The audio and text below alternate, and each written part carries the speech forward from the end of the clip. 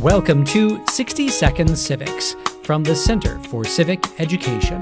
I'm Mark Gage.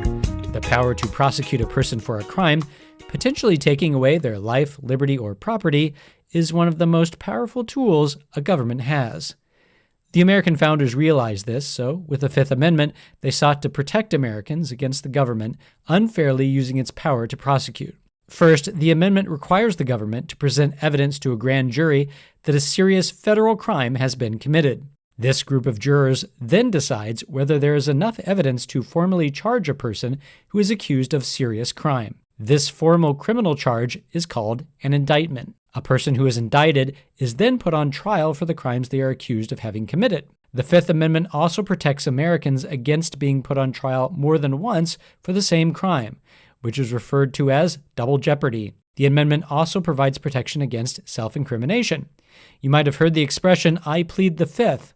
This means that a person is using their right to remain silent, that is, to refuse to answer questions that might result in their conviction of a crime. A person cannot be forced to testify against themselves during court proceedings.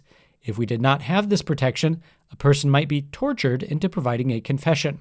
One of the most important protections of the Fifth Amendment is the right to what is called due process of law. This is divided into both procedural and substantive due process. Procedural due process means that the government must use proper legal procedures if it seeks to deprive a person of their life, liberty, or property. Substantive due process means that a person's right to life, liberty, or property cannot be restricted or taken away by government without sufficient reason.